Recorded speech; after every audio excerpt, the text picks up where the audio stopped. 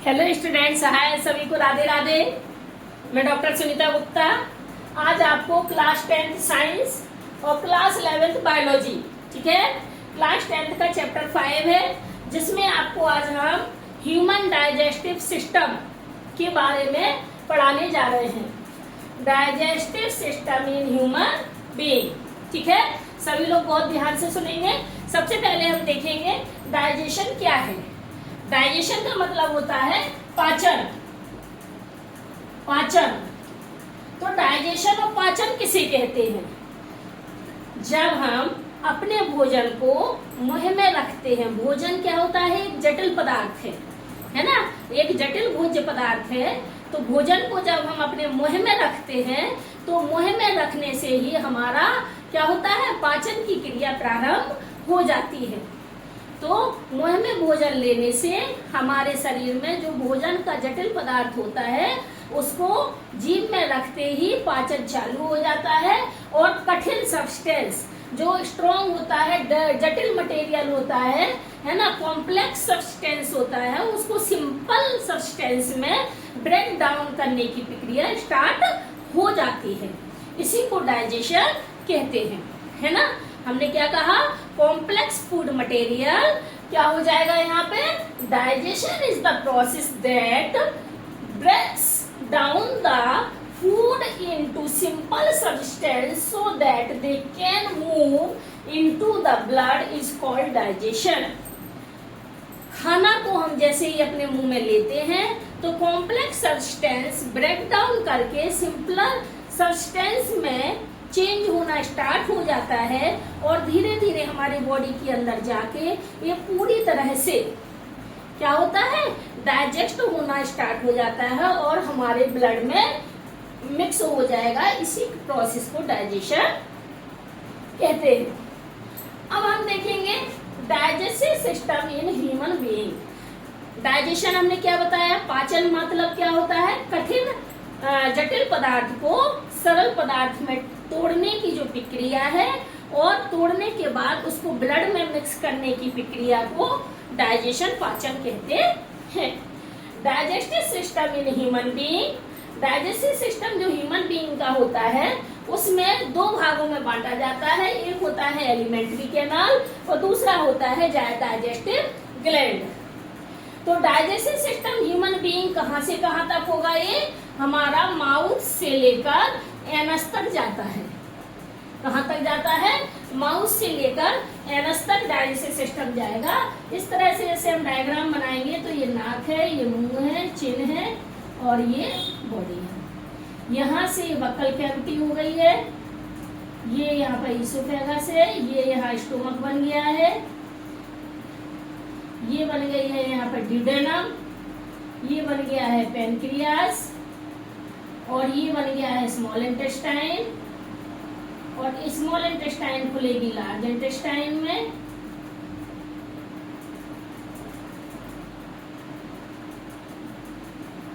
और ये खुल जाएगी लास्ट में रेक्टम में।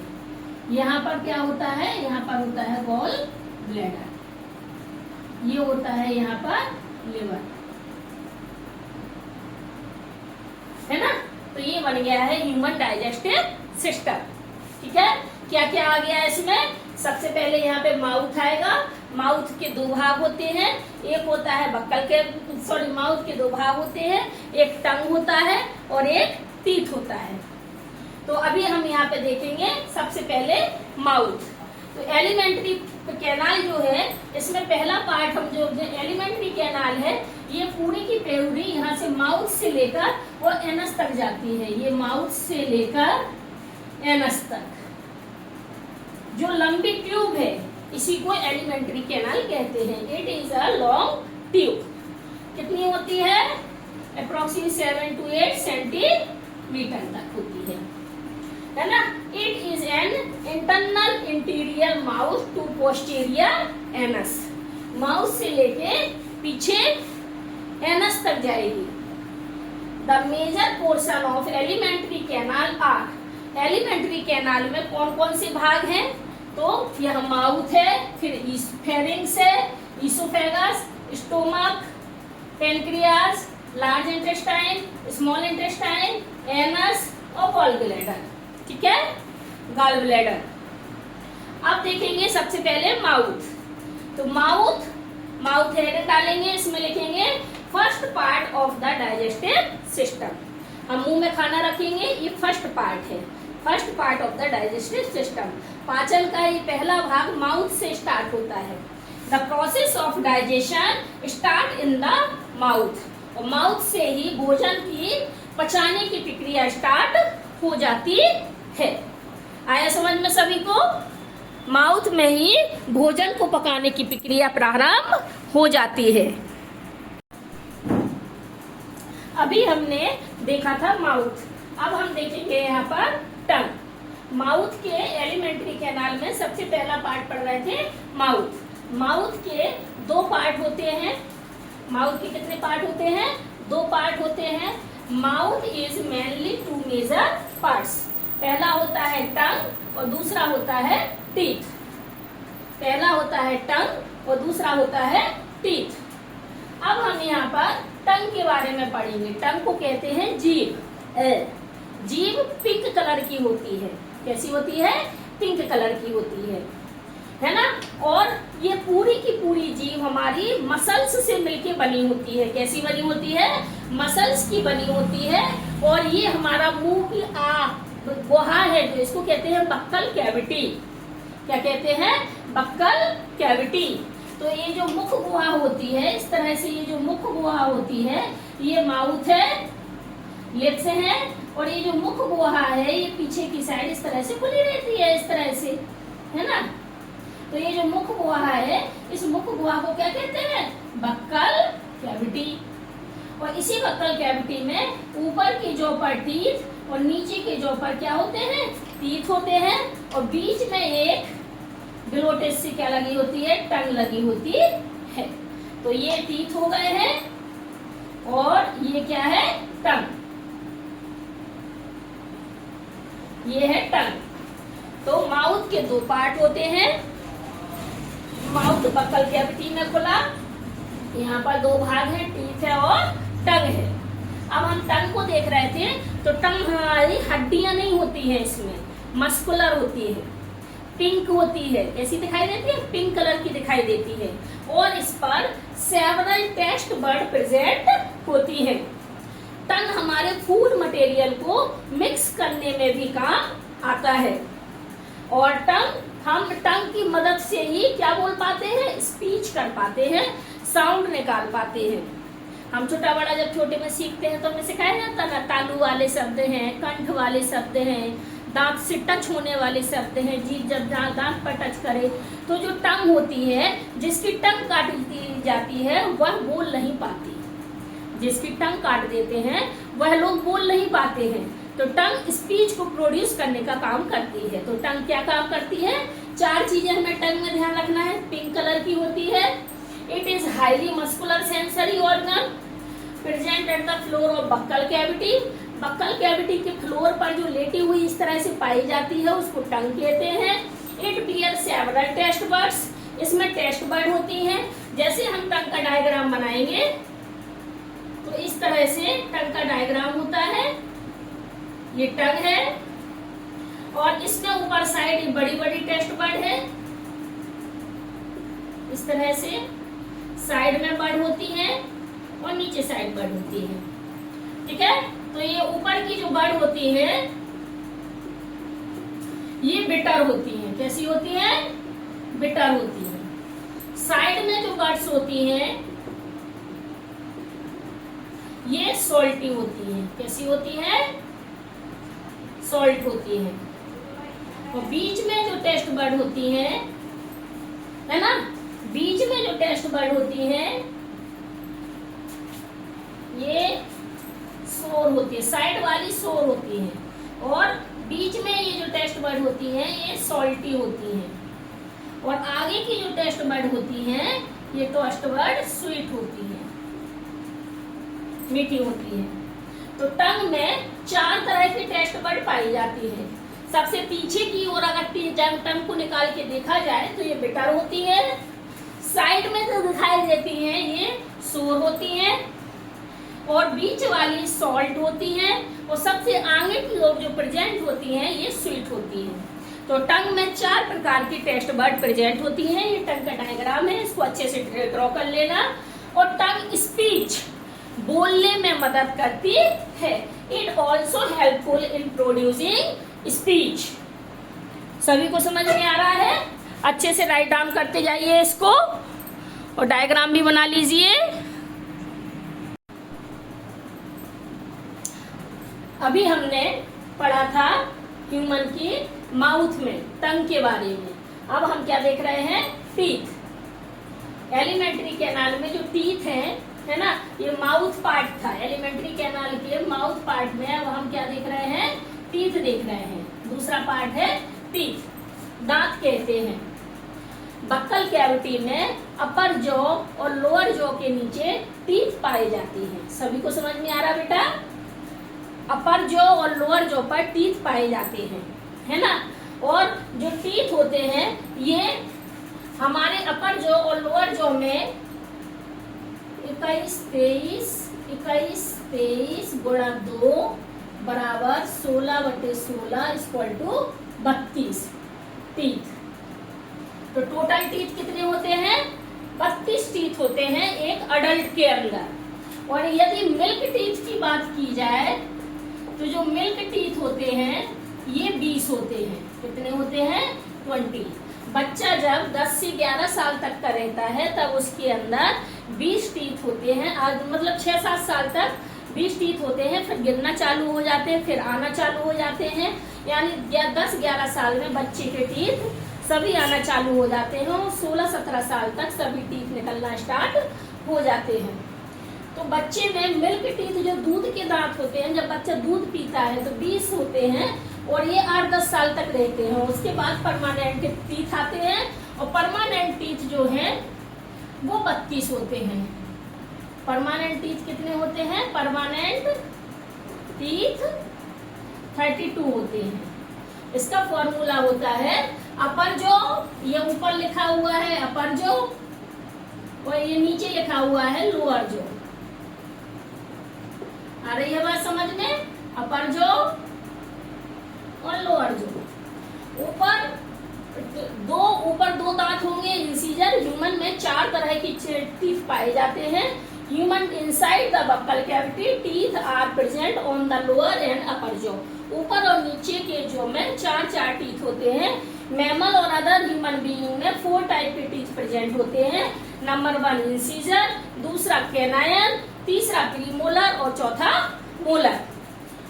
जो कैनाइन है ये हमारे आगे के जो दो टीथ दिखाई दे रहे हैं ऊपर और नीचे, ये और ये दो टीथ होते हैं। इनको क्या कहते हैं? कैनाइन। 2 टीथ ऊपर और 2 टीथ नीचे कैनाइन के होते हैं। सॉरी, इंसीजर के होते हैं। ये इंसीजर है ये और ये। एक टीथ, ये जो हमें नुकीला सा दिख रहा है, एक टीथ होता है। ये हमारा कौन सा होता है? इंसीजर। ये है इंसीजर, 2 टीथ। एक टीथ होता है कैनाइन का, कैनाइन। और ये वाले टीथ होते हैं 2 टीथ होते हैं प्रीमोलर, और 3 टीथ होते हैं मोलर, है ना। ये डाढ़ कहलाती है, चौड़ी होती है, डबल रूट प्रेजेंट होता है। तो incisor they are long teeth, ये सबसे लंबे टीथ होते हैं। और it use for cutting and biting of food, इसको काटने के लिए यूज किया जाता है। कैनाइन, ये जो नुकीले दांत होते हैं ये लॉन्ग टीथ होते हैं और इनको फूड को टीयर करने में, काटने में मदद की जाती है। प्रीमोलर, और इन कैनाइन और इंसीजर दोनों टीथ में एक रूट होती है, जबकि प्रीमोलर और मोलर में 2 रूट पाई जाती हैं, यानी जड़ें 2 होती हैं। कैनाइन इंसीजर का डायग्राम ऐसा और प्रीमोलर का डायग्राम ऐसा और मोलर का डायग्राम भी ऐसा होता है ना। कैनाइन इस तरह से होता है। आ रही है बात समझ में? इंसीजर इस तरह से है, कैनाइन ऐसा होता है, प्रीमोलर में ये 2 रूट है और इसमें केवल एक रूट है। Premolar they are broad used to crush and grind the food. और molar they are present just after premolar. Molar premolar के बाद में सबसे लास्ट में जो तीन तीन दांत होते हैं उन्हें प्री मोलर कहते हैं, और ये भी क्रशिंग के लिए और ग्राइंडिंग के लिए यूज किए जाते हैं। देखो बहुत इंपॉर्टेंट है, अगर आप अच्छे से 10th क्लास पढ़ते हो तो आपको इसी तरह से सीखना है। सीबीएसई के सभी बच्चे इसको ज्वाइन करें, यूपी बोर्ड के सभी बच्चे ज्वाइन करें, एमपी बोर्ड के सभी बच्चे ज्वाइन करें, और आईसीएसई बोर्ड के सभी बच्चे इसको ज्वाइन करें। ऑल इंडिया में इससे अच्छा मटेरियल आपको कोई नहीं दे सकता है, इसलिए सब लोग अच्छे से इसको सीखिए और याद करिए।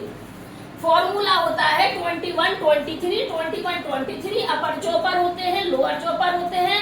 2 का मल्टीप्लाई कर देंगे तो 16/16 इक्वल टू 32। इनको जोड़ा जाता है 3 2 5 और 1 6 2 8, और 8 का मल्टीप्लाई करेंगे तो 2 में तो 16।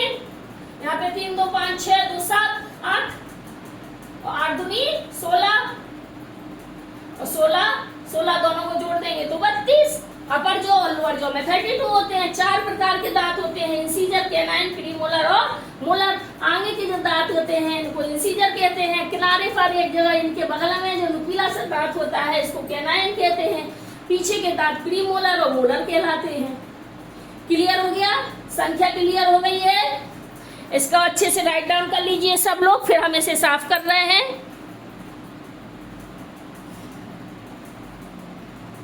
अच्छे से लिख लीजिए।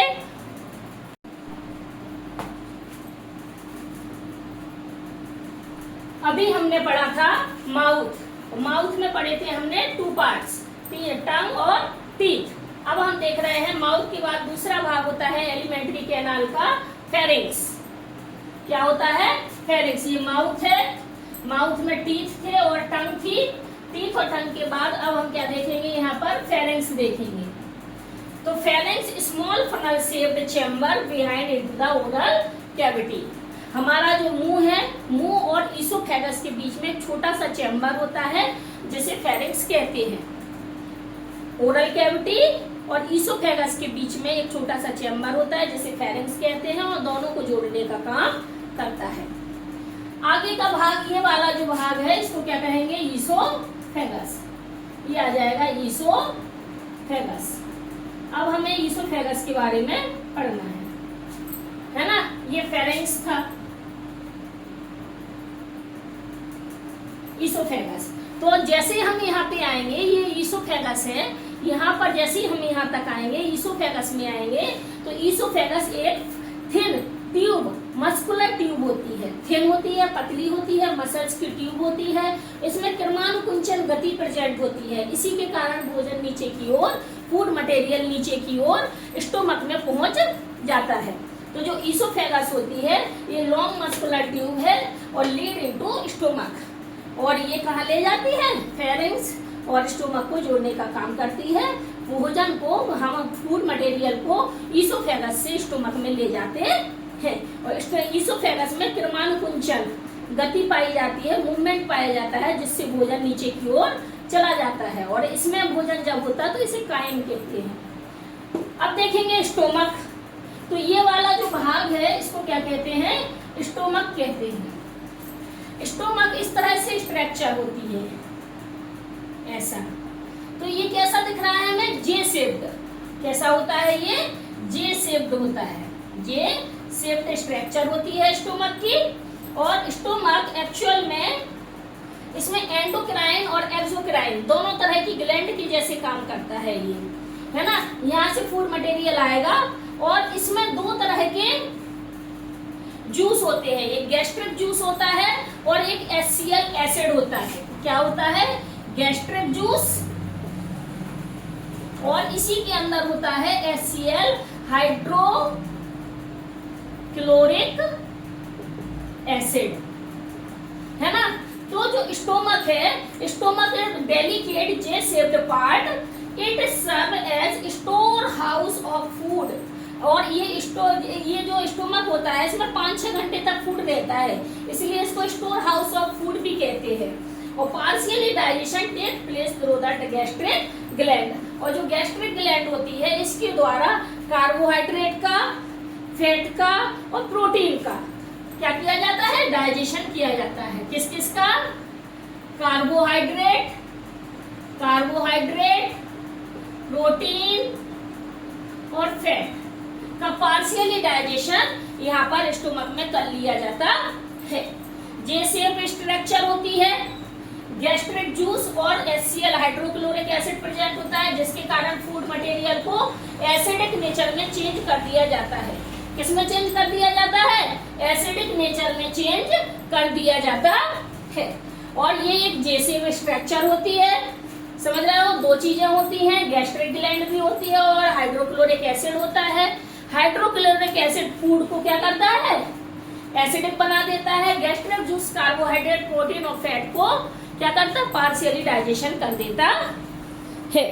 इसको अच्छे से सब लोग लिख लीजिए, डायग्राम भी ड्रॉ कर लीजिए। अब हम आगे देखेंगे, इसे साफ कर रहे हैं, ठीक है। अब एलिमेंट्री कैनाल में माउथ, टंग, टीथ, फेरेंक्स, इसोफेगस और स्टोमक पढ़ चुके हैं। अब देख रहे हैं small intestine. Small intestine stomach और लार्ज इंटेस्टाइन के बीच में जो भाग होता है उसे स्मॉल इंटेस्टाइन कहते हैं। Small intestine highly coiled tube होती है और ये सबसे लंबी 7 सेंटीमीटर तक, 7 मीटर तक हो सकती है, ठीक है ना, 7 मीटर, 7 से 6 से 7, 6 से 8 मीटर की हो सकती है, ठीक है। स्मॉल इंटेस्टाइन हाईली क्वाइल्ड होती है और स्मॉल इंटेस्टाइन में हमारा जो फूड मटेरियल है वह ज्यादा से ज्यादा यानी कंप्लीटली डाइजेशन हो जाता है। स्टोमक में हमारा पार्शियली डाइजेशन हुआ था। पार्शियली डाइजेशन जब स्मॉल इंटेस्टाइन में आएगा तो कहाँ पर पहुंचेगा, वो पहुंचेगा हमारे 3 भाग होते हैं स्मॉल इंटेस्टाइन के, ड्यूडेनम, जेजुनम और इलियम। तो longest part of the alimentary canal small intestine होती है। हार्बीवोर्स यानी कि ऐसे पशु पक्षी जो घास खाते हैं, उनके अंदर एक एंजाइम होता है जो सेलुलोज का पाचन करता है। इसलिए घास को पचाने के लिए, सेलुलोज को पचाने के लिए लार्ज इंटेस्टाइन की जरूरत होती है। तो जितने भी हार्बीवोर्स होते हैं, काऊ है, बफेलो है, गोट है ना, जो हरे पेड़ पौधों को खाते हैं, उनके अंदर सेलुलोज के पाचन के लिए बहुत लंबी स्मॉल इंटेस्टाइन प्रेजेंट होती है, स्मॉल इंटेस्टाइन। और जो कार्निवोर्स होते हैं, कार्निवोर्स का मतलब होता है मांसाहारी जीव जंतु, उनके अंदर क्योंकि वो पचाया खा रहे हैं, दूसरे जीवों को मार के खाते हैं, है ना, तो उनके अंदर छोटी स्मॉल इंटेस्टाइन होती है क्योंकि उन्हें पूरा का पूरा पचाया मिल रहा है। तो कंप्लीटली डाइजेशन एक स्मॉल इंटेस्टाइन के द्वारा होता है। अब small intestine it is the site of complete digestion of food. बहुत इंपॉर्टेंट पॉइंट है, आपसे पूछा जा सकता है कि शरीर में पूरा डाइजेशन कहाँ हो जाता है, स्मॉल इंटेस्टाइन में हो जाता है ना। स्मॉल इंटेस्टाइन के अगर हम स्मॉल इंटेस्टाइन का डायग्राम बनाए तो स्मॉल इंटेस्टाइन का डायग्राम इस तरह से होता है, ये इस तरह से, ये स्मॉल इंटेस्टाइन है। तो स्मॉल इंटेस्टाइन के अंदर इस तरह से फिंगर लाइक प्रोजेक्शन पाए जाते हैं। इन फिंगर लाइक प्रोजेक्शन को क्या कहते हैं, बिली कहते हैं। क्या कहते हैं, बिली कहते हैं। और बिली के द्वारा स्मॉल इंटेस्टाइन का जो एरिया है उसको बढ़ाया दिया जाता है, डायमीटर को बढ़ा दिया जाता है ताकि खाना अच्छी तरह से पच जाए, है ना। तो बिली का काम होता है फूड मटेरियल को एब्जॉर्ब करना। तो inner lining of small intestine has number finger like projection called villi which increase the surface area of the absorption। आपसे यहाँ पर बिली की डेफिनेशन पूछ सकते हैं, बिली किसे कहते हैं, व्हाट इज बिली। तो आपको बताना है inner lining of small intestine has number finger like उंगली की जैसी संरचनाएं, इस तरह से संरचनाएं पाई जाती हैं, इस तरह से।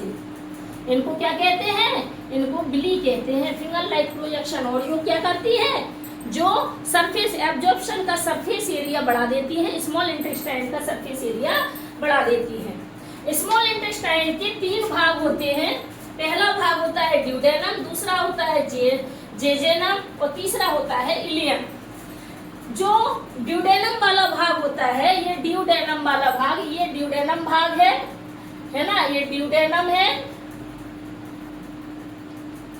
ड्यूडेनम वाला भाग स्मॉल होता है, छोटा होता है। कैसा होता है? छोटा होता है। और इसमें स्टोमक से जो भोजन आता है उसे काइम कहते हैं। क्या कहते हैं? काइम कहते हैं। तो काइम को पचाने का काम करता है। स्टोमक से जो खाना आएगा, छोटा भाग होता है, वो काइम को स्टोमक से आने वाले भोजन को पचाने का काम करता है। सभी को समझ में आ रहा है ना? देखो, आप लोग इंटरेस्ट से पढ़िए, थोड़ा सा बड़ा टॉपिक है, लेकिन आराम से इसको देखिए। 1 दिन में 2 दिन में आराम से इसको पढ़िए, याद करिए, है ना। ज्यादा अच्छे से अच्छा सीखिए, इंपॉर्टेंट है। कई सारी डेफिनेशंस इसमें कवर होती है। दूसरा है जेजेनम। तो जो जेजेनम है, ये जेजुनम एब्जॉर्प्शन करता है ना। ये सबसे बड़ा भाग होता है, ये जेजुनम वाला भाग है। कौन सा भाग है ये? जेजुनम। जेजुनम वाला भाग बड़ा होता है। और यहाँ पर एब्जॉर्प्शन होता है। क्या होता है? एब्जॉर्प्शन किया जाता है जेजुनम वाले भाग में। किस किस का एब्जॉर्प्शन होता है? कार्बोहाइड्रेट का, प्रोटीन का, फैटी एसिड का। इसी के अंदर शुगर है, अमाइनो एसिड है, फैटी एसिड है। इनका एब्जॉर्प्शन पूरी तरह से कर लिया जाता है। और तीसरा भाग होता है इलियम। तीसरा भाग क्या होता है? इलियम होता है। तीसरा कौन सा भाग होता है? इलियम। और इलियम में बहुत सारे बिली प्रेजेंट होते हैं। इलियम में बहुत सारे क्या होते हैं? बिली होते हैं। ये इलियम है। इलियम में बहुत सारे बिली होते हैं, और ये बिली भी फूड मटेरियल को एब्जॉर्ब करने का काम करते हैं। क्लियर हो गया स्मॉल इंटेस्टाइन? इसको लिख लीजिए, अच्छे से लिख लीजिए डायग्राम। स्मॉल इंटेस्टाइन के बाद अब देखेंगे नेक्स्ट पॉइंट, लार्ज इंटेस्टाइन। अब जैसे ये स्मॉल इंटेस्टाइन है, ये किसमें खुलेगी? लार्ज इंटेस्टाइन में खुलेगी। तो ये वाला जो पार्ट है, ये स्मॉल इंटेस्टाइन था। ये वाला पार्ट स्मॉल इंटेस्टाइन था। ये स्मॉल इंटेस्टाइन वाला पार्ट यहाँ लास्ट में खुलेगा, है ना। इस तरह से, ये इस तरह से बनेगा डायग्राम, इस तरह से। ठीक है